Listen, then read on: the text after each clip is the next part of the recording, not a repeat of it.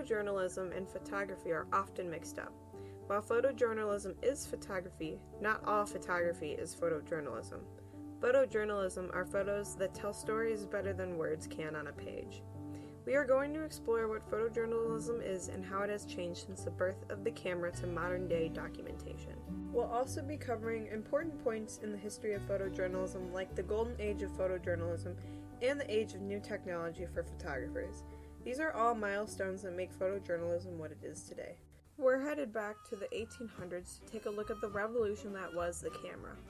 In 1839, Louis-Jacques Monde Daguerre invented the world's first camera in France. It was considered revolutionary since before, the only way to document a scene was through words or paintings.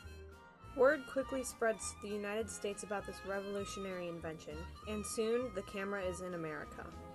Photography was a very slow process back then, and it took several days of work in order to create images. Often, it was only for the wealthy to capture portraits of themselves and their families. As time went on and photography became faster, it also became more mobile and cheaper. Photographers started venturing outside of their own studios and into the world to take pictures.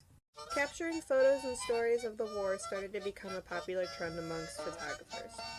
One could argue that this was really what started photojournalism.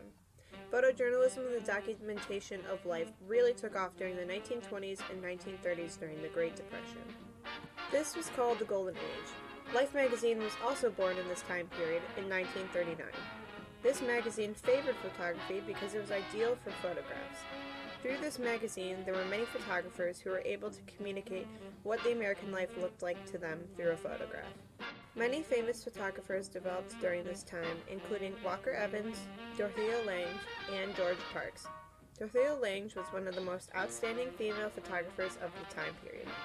She spent most of the 1920s and 30s documenting what life was like during the Great Depression and Dust Bowl era.